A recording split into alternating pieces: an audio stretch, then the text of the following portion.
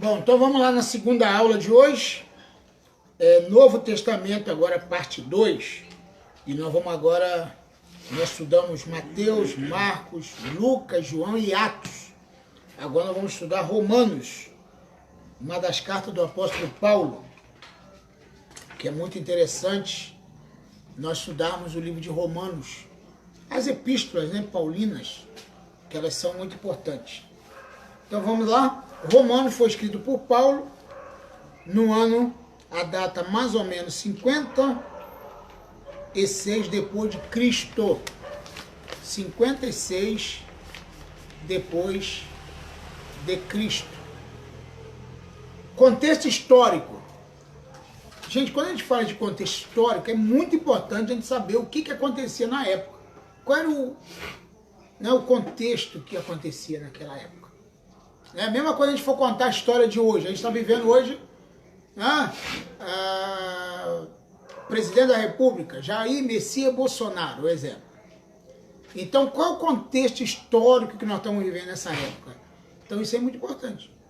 Enquanto Paulo escreveu Romanos, por volta de 56 depois de Cristo, ele ainda não tinha estado em Roma, mas vinha pregando o evangelho desde sua conversão em 35 depois de Cristo.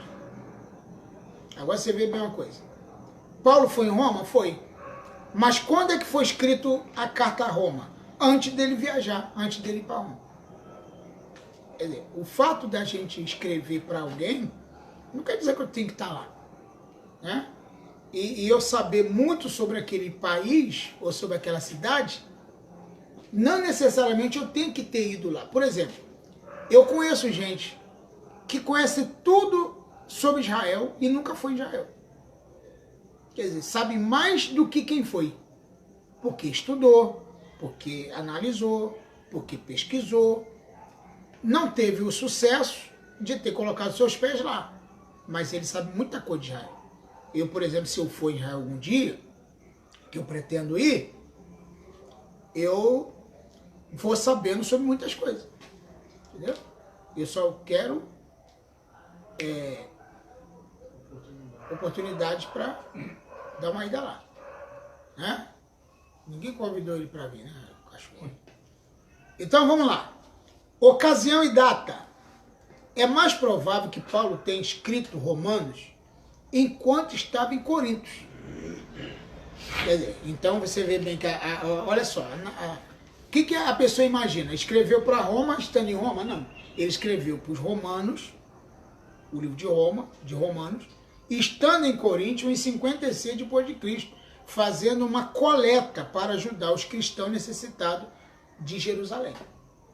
Quer dizer, Paulo foi para Corinto fazer uma coleta. Coleta de quê? Quem sabe? Dinheiro. Ele foi pegar dinheiro. Você sabe que tem muita gente que é contra a teologia da prosperidade, eles não conseguem ver essas coisas na Bíblia. Para eles é um escândalo ver Paulo falando em dinheiro. Mas na verdade Paulo falou muito de dinheiro, muito, mas muito mesmo. Paulo precisou de dinheiro para viajar. Paulo precisou de dinheiro para fazer a obra. E se você for lá ver, em livro de Romanos, vamos dar uma lida rapidinho para ver se o que ele estava fazendo era pegando dinheiro. Desculpe a expressão pegando dinheiro, né? Mas não é essa expressão que eu queria usar, mas era fazendo uma coleta. Vamos ver Romanos 15, 25, 28 e 31.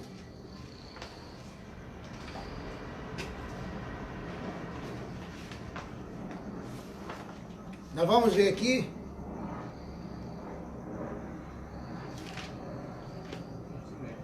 O que está escrito?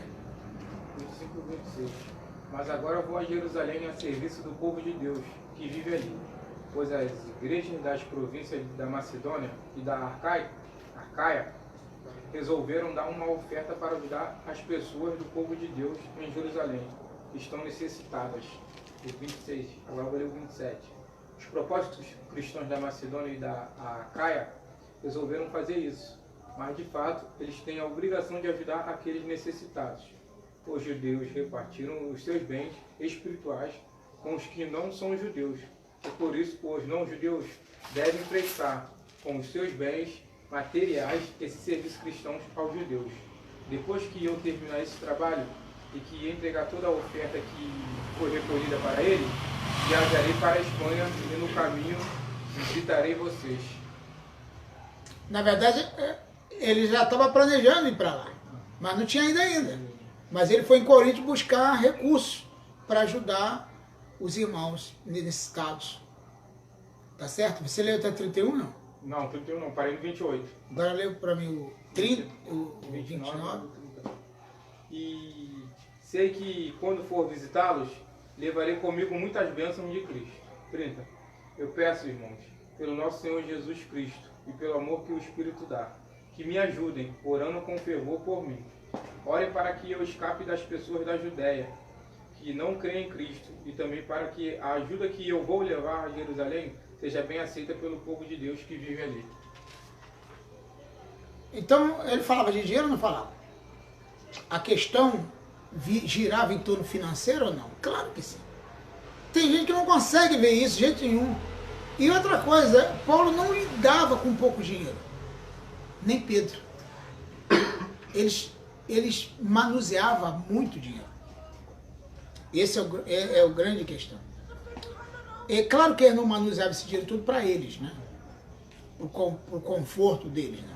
Eles tinham visão evangelística, visão missionária. Mas eles manuseavam dinheiro e o povo confiava de dar dinheiro a eles. Não está escrito aí que ele ia pedir o povo dar? O povo ficou perguntando assim, apóstolo Paulo, o que você vai fazer com esse dinheiro? Né? Tem que fazer um relatório, tem que escrever aí no papel, tem que prestar conta, não sei o quê. Tinha isso? Não tinha nada disso. Vamos ver Coríntios, 2 Coríntios 8, 9. Por isso que, você sabe que a igreja hoje sofre muito por causa disso? Porque tudo é relatório, tudo tem que falar, tudo tem que não sei o quê. Isso é um problema sério. Embora é um mal necessário, mas é um problema. É um problema. Porque tem muita gente que deixa de ser contribuinte porque ele desconfia da administração da igreja. Vamos ver. Quem pode ler? 2 Coríntios 8, 9. Pois vocês conhecem a graça de nosso Senhor Jesus Cristo, que, sendo rico, se fez pobre por amor de vocês, para que, por meio de sua pobreza, vocês se tornassem ricos. Se você for ler o contexto desse texto, você vai observar que Paulo estava em Corinto recolhendo dinheiro para os irmãos da Judéia. O tema do capítulo fala generosidade nas ofertas. Exatamente. Então você vai ver que a ida dele lá foi realmente colher uma oferta para ajudar as pessoas necessitadas. Então, esse negócio que Paulo não usava dinheiro e não tinha recurso nenhum, isso aí é uma teologia furada. Ele tinha dinheiro não dele, né, vamos dizer assim, mas o dinheiro que movimentava o trabalho cristão. Entendeu? Então, e ele tinha que ter recurso para facilitar. Ele não entrava num navio de graça. O apóstolo Paulo está vindo viajar? Vamos deixar ele entrar de graça. Era assim que funcionava? Não, poxa, ele tinha que pagar a passagem. Ele tinha que comer em algum lugar, ele tinha que dormir em algum lugar, ele tinha que fazer. Como é que ele ia fazer sem dinheiro? É claro que o coração dele não estava no dinheiro, mas precisava de dinheiro. Tá certo? Conteúdo. O tema doutrinal global de que Paulo procura demonstrar é que Deus é justo. Apesar de tudo o que aconteceu neste mundo, mesmo que todos os seres humanos sejam pecadores, mesmo que Deus não puna, mas perdoe os pecadores culpados, mesmo que os crentes possam não viver completamente de uma maneira coerente com a justiça de Deus, mesmo que os crentes sofram a redenção final, retarde, né? E mesmo que os muitos judeus não creiam, ainda assim Deus é perfeitamente justo e nos perdoa através da sua graça, devido a essa grande misericórdia de um Deus tão justo. Devemos seguir um modelo de vida coerente com a própria justiça de Deus. Amém? E aí nós vamos caminhar aqui, vamos para Coríntios, primeira carta de Paulo a Coríntios, o autor, claro que foi Paulo, 56 depois de Cristo,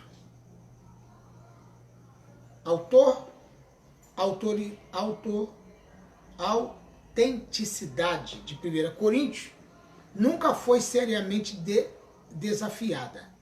Em estilo, filosofia, a epístola pertence a Paulo. Data: Paulo estabeleceu a igreja em Coríntios por volta de 50 a 51 depois de Cristo. E quando passou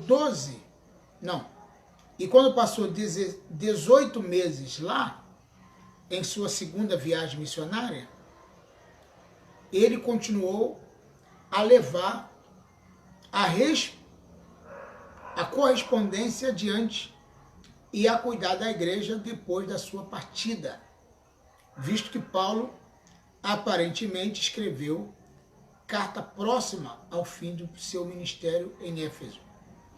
E ela pode ser datada cerca de 56 depois de Cristo. Então a gente pode observar que a carta de Paulo a Coríntios foi diferente da carta de Romano. Por exemplo, Paulo escreveu para os romanos, para Roma, antes de viajar para Roma. Coríntios foi diferente. Paulo já tinha ido lá, estabeleceu uma igreja e depois escreveu. Viu a diferença aí? Porque, na verdade, tudo que Paulo vai escrevendo para os coríntios são consequência de problemas que estavam existindo naquela igreja e que ele estava dando resposta a algumas pessoas que estavam reclamando sobre algumas coisas que estavam acontecendo. Se você for observar a carta, na verdade, Paulo está escrevendo corrigindo defeitos da igreja. Por exemplo, em relação à ceia, em Coríntios. Por que Paulo escreveu sobre a ceia? Porque a ceia não estava sendo organizada de forma correta. Eles iam para a ceia para comer e encher a barriga e beber. Como come em casa. Exato, mas por que ele escreveu? Porque estava chegando para ele algum tipo de reclamação. Corinthians ele bate com força. Não, mas na verdade ele está corrigindo. Por exemplo, por que ele escreve sobre pecado na igreja? Porque chegou notícia de que tinha um jovem que estava tendo relacionamento com a madrasta. Aí ele foi obrigado a falar e dizer para os pastores da igreja de Corinto para expulsar o cara. Não deixar ele lá na igreja, sendo membro da igreja, tendo relacionamento com a madrasta dele, com a mulher do pai. Então ele estava corrigindo. Por que Paulo falou sobre dons espirituais, ensinando sobre isso? Porque a igreja não tinha ordem. Era uma bagunça espiritualmente. Qualquer um profetizava, qualquer um falava, e era aquela coisa toda. E ele foi escrever sobre isso. Então, na verdade, ele já tinha ido lá, estabeleceu a igreja e deixou na mão de alguém que o negócio estava de qualquer jeito. É a mesma coisa, o grande problema hoje de fundar uma igreja, vamos supor, vamos para um estado aí qualquer, para Minas. Vou estabelecer uma igreja lá em Minas. Ganhei uma pessoa que se mostrou capaz de ser o líder daquela igreja. Eu consagrei ele a pastor e ele vai tomar conta daquela igreja. Só que esse cara é um cara inexperiente. Ele nunca foi pastor na vida dele. o que vai acontecer nessa igreja? Vai ter problema. Vai. Então, pode ser que o próprio pastor da igreja mandava a carta para Paulo reclamando da situação. E ele escrevia dando a resposta para a igreja. Ó, vou mandar uma carta, leia isso para a igreja aí. Leia isso para a igreja. Ou então, ele estava instruindo, mandava para o pastor e pediu para o pastor ler para a igreja. Tá certo? Então é mais ou menos isso que eu estou te falando aí. Contexto histórico, né? Contexto histórico. A carta revela alguns problemas culturais gregos típicos do dia de Paulo, incluindo a grande imoralidade sexual na cidade de Corinto. Porque, na verdade, tinha imoralidade sexual, tinha problema dos deuses, né? Os deuses que tinha em Corinto. Deuses gregos. Os deuses gregos. Os gregos eram conhecidos como por sua idolatria, filosofias divisórias, espírito de litígio, rejeição de uma ressurreição física, por isso que ele escreveu 1 Coríntios 15, para mostrar sobre a ressurreição de Jesus. Coríntio era uma das cidades comerciais mais importantes da época e controlava grande parte da navegação entre o Oriente e o Ocidente, e situava-se na parte da Grécia e a península da Peloponeso. A cidade era infame pela sensualidade, prostituição. A prostituição era tida como sagrada, e mesmo seu nome tornou-se um provérbio notório. Corintizar significava praticar prostituição, porque a cidade era terrível. Agora você imagina você estabelecer uma igreja num lugar desse.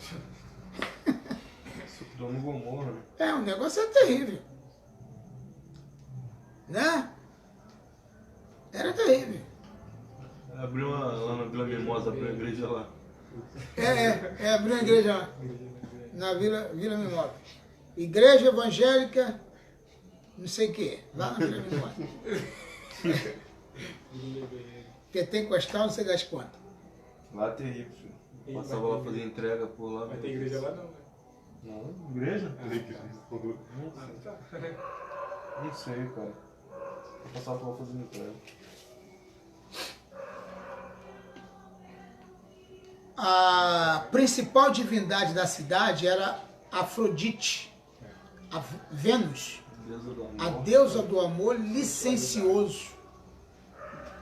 E milhares de prostitutas profissionais serviam o templo dedicado à sua adoração. O espírito da cidade apareceu na igreja e explica o tipo de problemas que as pessoas enfrentavam, e também revela alguns problemas que os antigos pagãos tinham em não transmitir experiências religiosas anteriores à experiência de ministério, do Espírito Santo. Eles podem ter associado algumas das extravagâncias frenéticas de paganismo com o exercício dos dons espirituais. É igual quando uma pessoa é de macumba, né, e se converte numa igreja bem pentecostal. Não sei se você já observou como é que às vezes é. Eles confundem uma coisa com a outra. E tem mãe de santo, ou pai de santo, que, entre aspas, se converte, e eles passam a dar consulta espiritual também, igual, não é? Né? Revelamento, fica dando. Meu avô tem um pastor assim. Fica dando consulta espiritual. Ele olha para a pessoa, já fala a vida da pessoa, diz que vai acontecer isso, vai acontecer aquilo.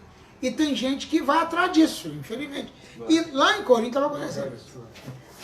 A igreja lota. Lota. Quer dizer, então, infelizmente tem esses problemas. A igreja de Coríntio era cheia de problemas, mas cheia de problemas.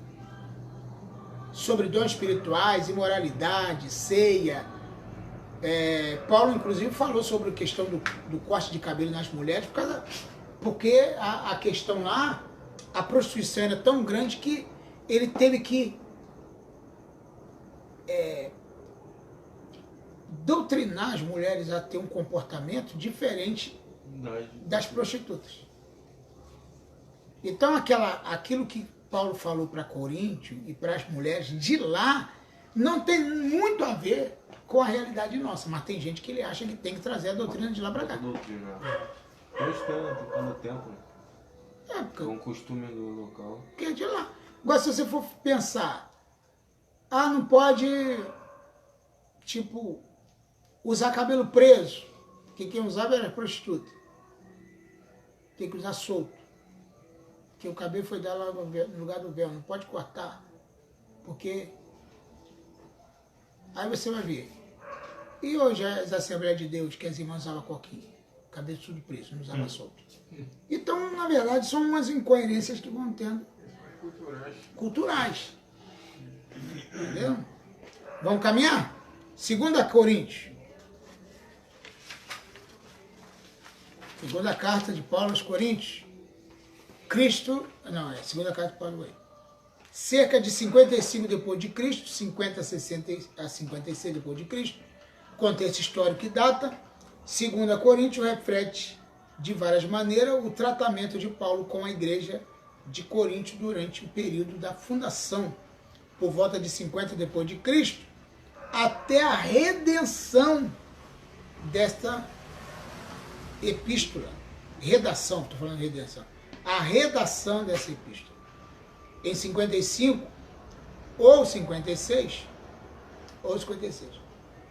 Vamos para a característica. 2 Coríntios é a mais autobiográfica das epístolas de Paulo. Por que é autobiográfica? Porque ele conta muito sobre ele.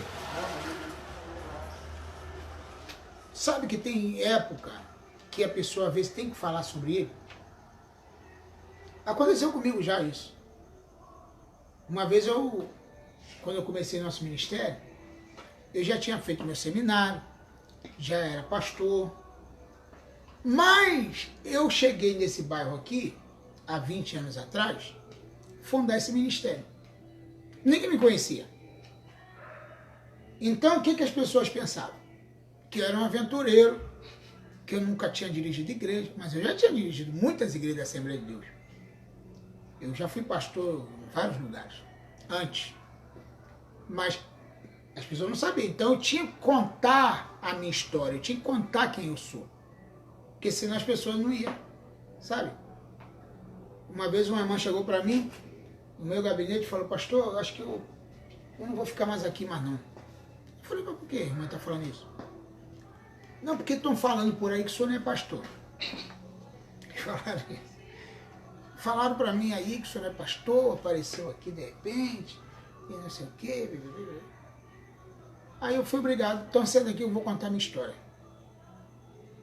Vou contar minha origem. Aí fui obrigado a pegar meu... Porque, por exemplo, hoje eu tenho diploma ali no gabinete, mas eu não usava. Estava tudo guardadinho. Mas eu cheguei ao ponto de ter que usar. Ter que mostrar quem eu sou. Né? Porque tem hora que você tem que falar. Porque se você não falar, todo mundo vai te achar que você não é nada. Porque se você depender que alguém fale por você, a ver, não tem. Então você tem que falar. E foi o que Paulo falou. Ele começou a se defender. Você já viu na segunda epístola de Paulo? Ele fala várias vezes: essa é a minha defesa. Eu passei por isso, eu passei por aquilo, eu fiz isso, aconteceu e tal, não sei o quê. É a autobiografia dele. Porque as pessoas estavam desacreditando no apostolado de Paulo. Eles não estavam confiando de que ele era um apóstolo. E ele tinha que provar que ele era. Então, como eu estou te falando, essa epístola é uma autobiografia de Paulo. tá? A autobiografia. Deixa eu ver aqui. Característica. Paulo menciona para estabelecer legitimamente o seu ministério. Aqui. Na característica. Paulo as menciona para estabelecer a legitimidade do seu ministério e para ilustrar a natureza de verdades espirituais. Então ele tinha que provar a legitimidade do ministério dele. Sabe aquela hora que você tem que dar uma carteirada? Não tem jeito. Tem hora que tem que dar. Não, porque às vezes a pessoa te ignora. Não pensa que você não é nada. Oi? Não, Alex? Então a pessoa olha pra você assim, esse cara não é nada, não. Um Zé Mané qualquer. Aí você tem que... Aqui, ó. Olha as minhas credenciais. Né? Tem hora que não tem... Você fica nessa de humildade toda a vida, né? É complicado, é muito complicado. Acaba confundindo, tem pessoas que confundem.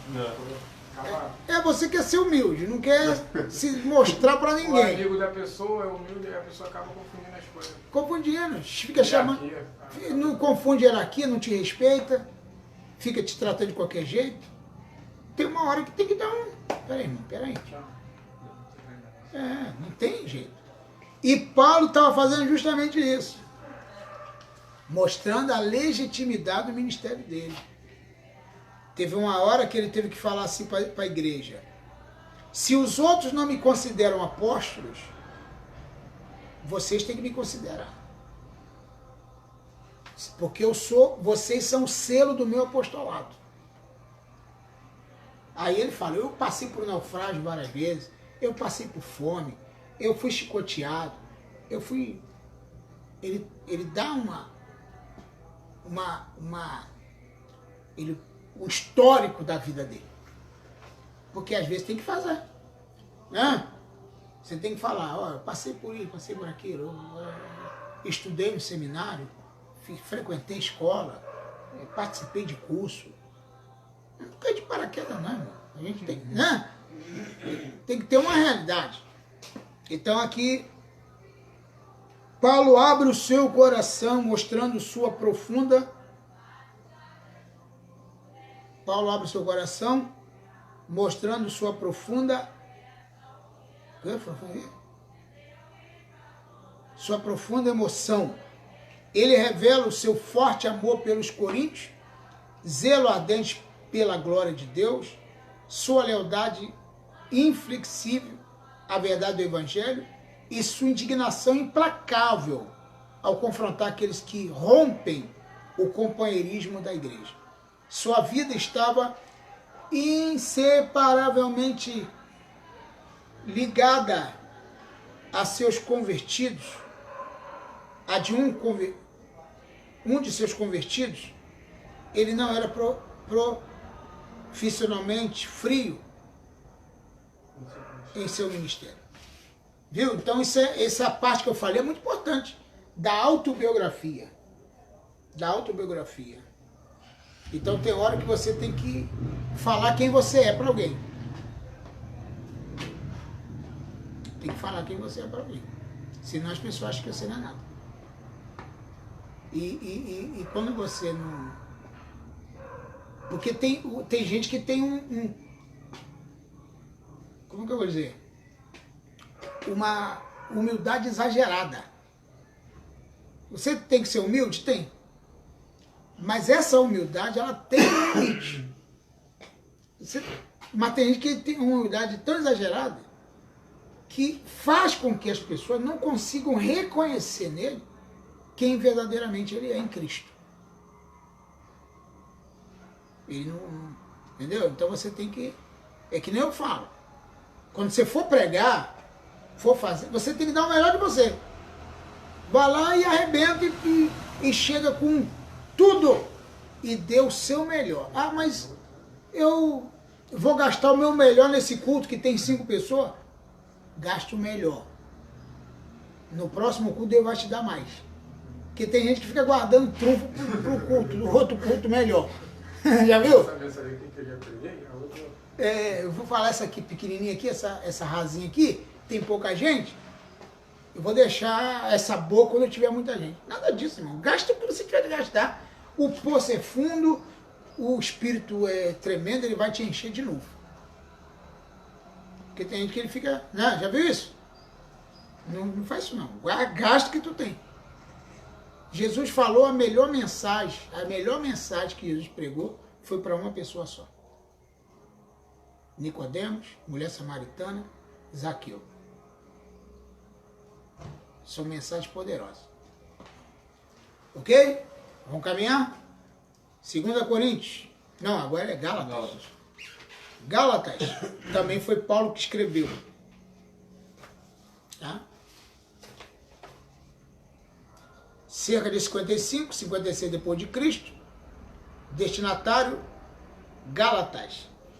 É a única carta, tá cara, né?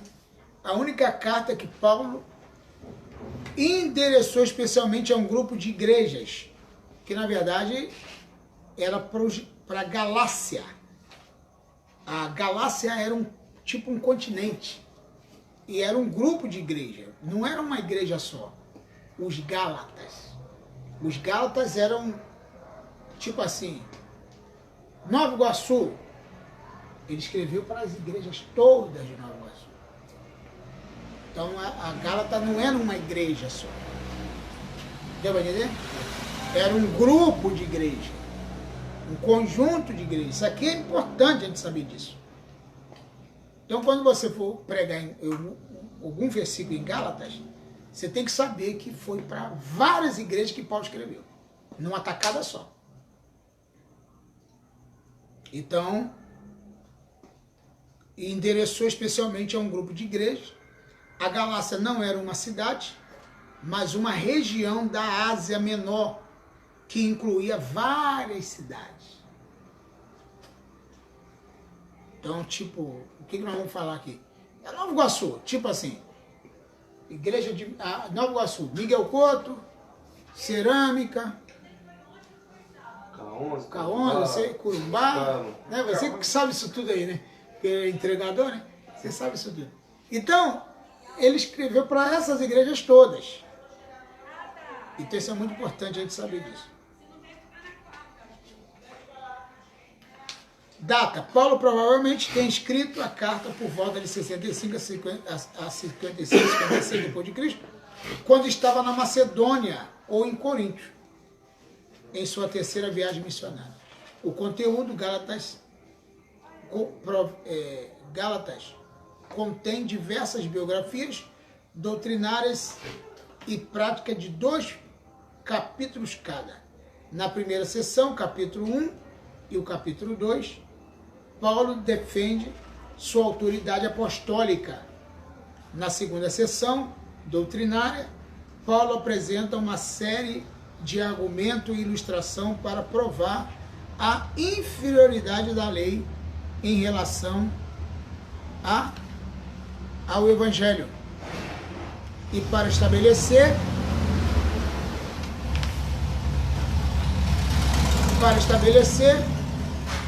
o verdadeiro propósito da lei. E na terceira, a aplicação prática da doutrina. Paulo exorta os Gálatas para usarem adequadamente sua habilidade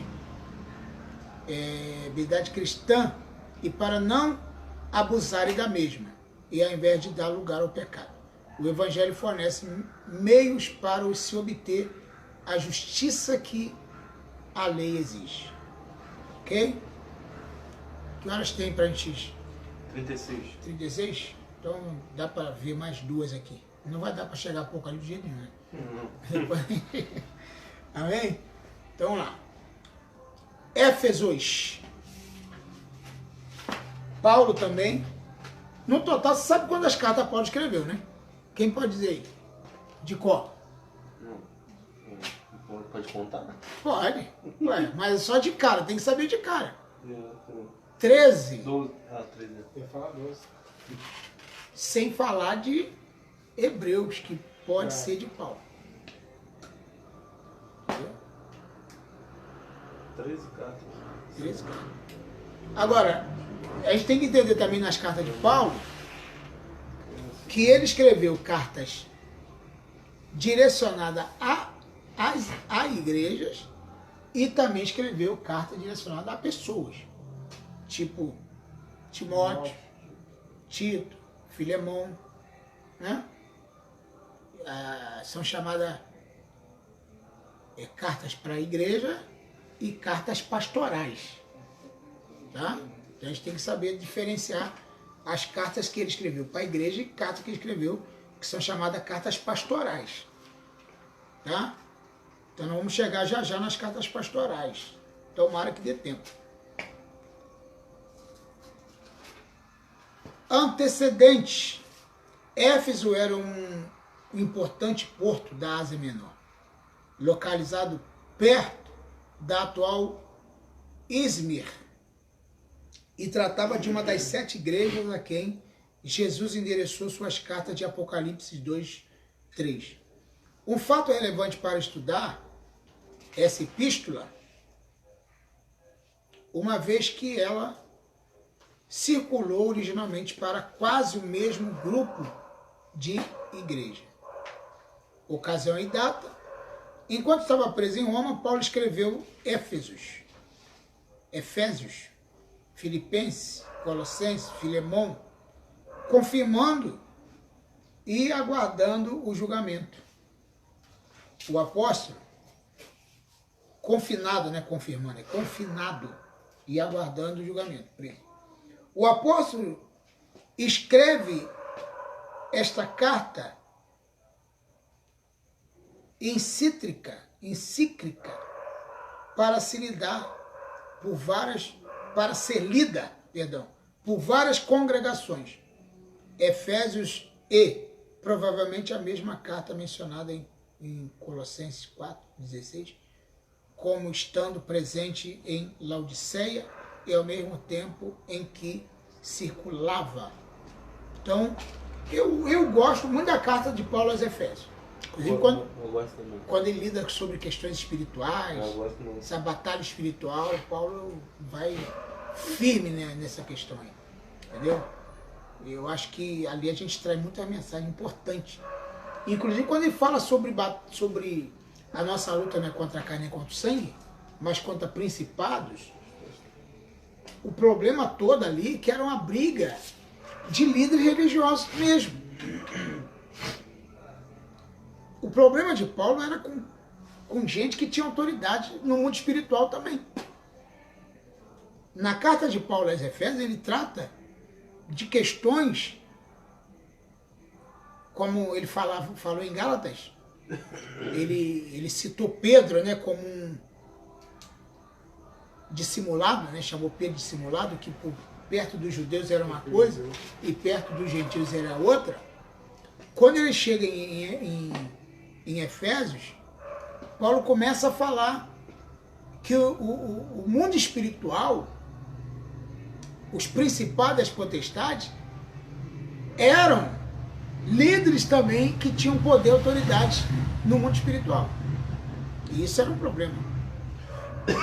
Que quer ver a gente ter problema maior, e hoje existe muito isso, é contra os próprios crentes. Você sabe que o diabo, ele não consegue lutar com a gente, não. Geralmente a igreja não tem problema com o vizinho, com gente não crente, geralmente. E se tiver, muito pouco. A gente tem mais problema com quem está dentro da igreja. É ou não é? Fala a verdade. A nossa grande luta não é contra o macumbeiro, o cara que está batendo a corimba dele lá, matando a galinha preta. Não é? Ele está lá na dele lá, deixa o cara quieto. Um dia a gente ganha ele para Jesus, mas o grande problema é quem está dentro da igreja. Quem está lutando contra a gente. Quem está sendo oposição ao nosso ministério.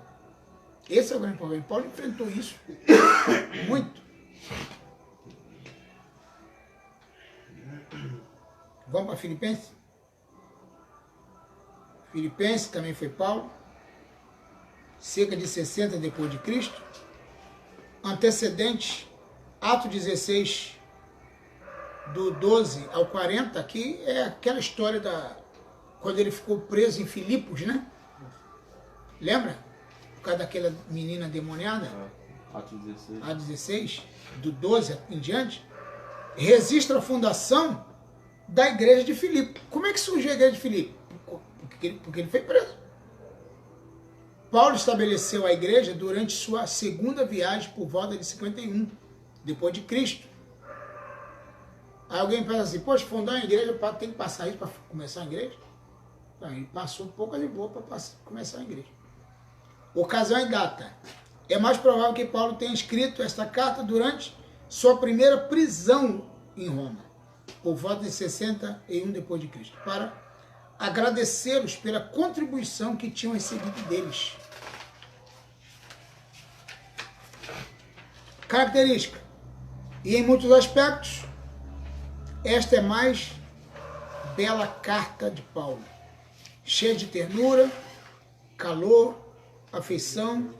Seu estilo é espontâneo, pessoal, informal e apresenta-nos um diário íntimo das próprias experiências espirituais de Paulo. Ok? E mensagem permanente. Os Filipenses diz respeito à natureza e base de alegria cristã. Para Paulo, a verdadeira alegria não é uma emoção superficial que dependeu de circunstâncias favoráveis no momento. A alegria cristã é independente de condições externas e é possível mesmo em meio a circunstâncias adversas, como sofrimentos e perseguições. Amém? Vamos terminar aqui, por causa do tempo, né? Aí, segue aí, Colossenses, 1 Tessalonicenses, e vai por aí fora. Seria bom que vocês estudassem o restante aqui. Desse uma lidinha com calma, para que pudesse entender bem. Essa é a matéria, gente. A coisa simples. A gente estuda de forma simples, objetiva, sem blá blá blá, sem, né? Sem polemizar nada, a gente está falando só o que está escrito. Eu acho isso importante. Show. A prova de hoje você não vai corrigir hoje não, né? Não, eu vou corrigir, eu vou mandar tudo. Vou mandar no zap? Mandar no zap. Ah, então ferrado. Pai do céu. Não, eu vou mandar aqui, ó, junto com o histórico de vocês. Ah, tá. Essa última eles estão com bola, filho. Não, eu vou botar aqui, ó. Eu vou corrigir tudo. A última não, filho. A última eu tomei bola, essa última aí. Geografia é bênção, né?